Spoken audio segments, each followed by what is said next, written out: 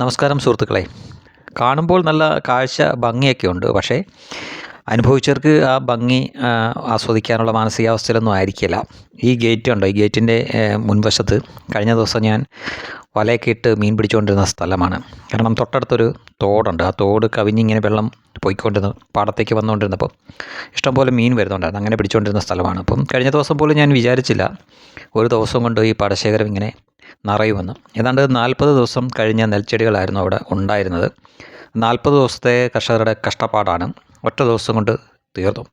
സംഗതി ഇപ്പോൾ ഈ കേന്ദ്ര സർക്കാരിൻ്റെ ഇൻഷുറൻസ് പദ്ധതിയൊക്കെ ഉണ്ട്. അതിനാൽ ഈ കൃഷിയൊക്കെ ഇൻഷുർ ചെയ്യുന്നുണ്ട്. എങ്കിലും കിട്ടുന്ന നഷ്ടപരിഹാരം എന്നത് കർഷകൻ്റെ കഷ്ടപ്പാടിന് തുല്യമൊന്നും ആവില്ലല്ലോ. അത് എല്ലാവർക്കും അറിയാവുന്ന കാര്യമാണ്.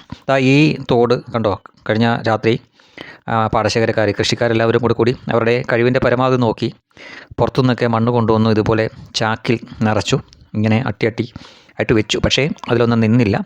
ഒരുപാട് സ്ഥലത്തൊന്നും ഇതുപോലെ വെള്ളം കവിഞ്ഞു. ഇത് റോഡ് വഴി ഈ പാടശേഖരത്തേക്ക് പോയി അതിപ്പോൾ നിറഞ്ഞു. ഇനിയും ഏകദേശം ഒരടി കൂടി വെള്ളം പൊങ്ങാനുള്ള സാധ്യതയുണ്ട്. തൊട്ടടുത്ത വീടുകളിലൊക്കെ താഴത്തെ നിലയിലൊക്കെ വെള്ളം കയറി കഴിഞ്ഞു. ഇപ്പോൾ ഞാൻ നിൽക്കുന്നിടത്ത് എൻ്റെ വീട്ടിൽ വന്നിട്ടില്ല. ഒരു സ്റ്റെപ്പ് താഴത്തെ ഒരു സ്റ്റെപ്പ് മുങ്ങാറായതേ ഉള്ളൂ. അവിടെ 7 സ്റ്റെപ്പുണ്ട്. അത് 2018 വെള്ളപ്പൊക്കം കണക്കാക്കിയാണ് വെച്ചിരിക്കുന്നത്. ഏതാണ്ട് 5.5 അടിയോളം പൊക്കത്തിൽ പില്ലറൊക്കെ വെച്ചിട്ടാണ് നമ്മൾ അതിൻ്റെ പുറത്താണ് വീട് വെച്ചിരിക്കുന്നത്. അപ്പോൾ അവിടെ വെള്ളം കയറില്ല എന്നൊരു പ്രതീക്ഷയാണ്, പറയാൻ പറ്റില്ല. എന്തായാലും നിലവിൽ ഇവിടെ 3-4 ദിവസമായിട്ട് മഴയൊന്നുമില്ല. ഇവിടുത്തെ മഴവെള്ളത്തിൻ്റെ അല്ല ഇത് അങ്ങ് കിഴക്കൻ പ്രദേശങ്ങളിൽ നിന്ന് കോട്ടയം, പത്തനംതിട്ട ആ ഭാഗങ്ങളിലൊക്കെ പെയ്യുന്ന വെള്ളം അവിടുത്തെ പമ്പയാറ് വഴി തന്നെ, അവിടെ വേറെ പേരിലാണ് മീനച്ചിലാറെന്നൊക്കെയാണ് അവിടെ പറയുന്നത്. അവിടുന്ന് ഇങ്ങനെ ഒഴുകി വരുന്ന വെള്ളം അവസാനം വേമ്പനാട്ടുകാലിൽ ചെന്ന് ചേരുന്നതിന് മുമ്പ് വേമ്പനാട്ടുകാല്, പിന്നീട് കടൽ, അതേപോലെ തന്നെ ഇപ്പുറത്ത് തോട്ടാപ്പള്ളി, ഇതെല്ലാം തുറന്നു വച്ചിരിക്കുകയാണ്. എങ്കിലും അശാസ്ത്രീയമായിട്ടുള്ള നിർമ്മാണവും റോഡ് നിർമ്മാണവും മറ്റുമൊക്കെ കൊണ്ട് യഥാർത്ഥത്തിൽ അവിടുന്ന് ഒഴിച്ചു വരുന്ന വെള്ളം ശരിയായിട്ടുള്ള രീതിയിലേക്ക് കടലിലേക്ക് ചെല്ലുന്നില്ല. അതുകൂടാതെ എത്രയോ വർഷങ്ങളായിട്ട് നദികളിൽ മണ്ണെടുപ്പൊന്നുമില്ല. അതിനാൽ തന്നെ പല നദികൾക്ക് ഈ പറയത്ത ആഴമൊന്നുമില്ല. വളരെ പെട്ടെന്ന് തന്നെ വെള്ളം വന്നു കഴിഞ്ഞാൽ അങ്ങ് പൊങ്ങും. വെള്ളപ്പൊക്കമാണ് അതിൻ്റെ അനന്തരഫലം. മാത്രമല്ല, മുൻപുണ്ടായിരുന്ന അത്രയും പാടശേഖരങ്ങൾ ഇപ്പോൾ ഇല്ല. ഒരുപാട് പാടശേഖരങ്ങൾ നികത്തപ്പെട്ടു.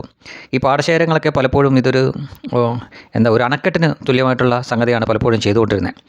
ഇപ്പോൾ അങ്ങനെയല്ല. ഈ വരുന്ന വെള്ളമെല്ലാം ശേഖരിക്കാനുള്ള കപ്പാസിറ്റി ഒന്നും ഇതിനില്ല. കാരണം മുമ്പുണ്ടായിരുന്നതിൻ്റെ 4/1 പാടശേഖരങ്ങൾ മാത്രമേ ഇപ്പോഴുള്ളൂ. അപ്പോൾ ഇതിൻ്റെ അനുഭവിക്കേണ്ടി വരുന്നത് ജനങ്ങളായിരിക്കും. കുറേ കാലമായിട്ട് കുട്ടനാട്ടുകാർ അനുഭവിച്ചുകൊണ്ടിരിക്കുകയാണ് ഈ വെള്ളപ്പൊക്ക ദുരിതം. പഞ്ചാബിലെ കർഷകൻ്റെ വീട്ടുമുറ്റത്തേക്ക് നോക്കിയാൽ അവിടെ BMW ബെൻസും ഒക്കെ കിടക്കുന്ന കാഴ്ച കാണാം. എന്നാൽ കുട്ടനാട്ടിലെ കർഷകൻ്റെ വീട്ടുമുറ്റത്തേക്ക് നോക്കിയാൽ കൂടിപ്പോയാൽ ഒരു ചെറിയ വള്ളം അല്ലെങ്കിൽ ഒരു 2 വീലർ. ഈ വ്യത്യാസത്തിൻ്റെ കാരണം എന്താണെന്ന് ചോദിച്ചു കഴിഞ്ഞാൽ, വർഷം 365 ദിവസമുണ്ട്. 2 തവണ ഇവിടെ കൃഷി ചെയ്യാം. എങ്കിലും കർഷകന് ഒറ്റത്തവണ മാത്രമേ കൃഷി ചെയ്യാൻ സാധിക്കാറുള്ളൂ. മറ്റൊരു തവണ കൃഷി ചെയ്ത് വരുമ്പോഴേക്കും ഇതുപോലെ മഴയായി, വെള്ളപ്പൊക്കമായി, പ്രളയമായി, മടവീഴ്ചയായി, പിന്നെ ആ പാടശേഖരത്തിന് ഒന്നും ചെയ്യാൻ പറ്റാതെയായി.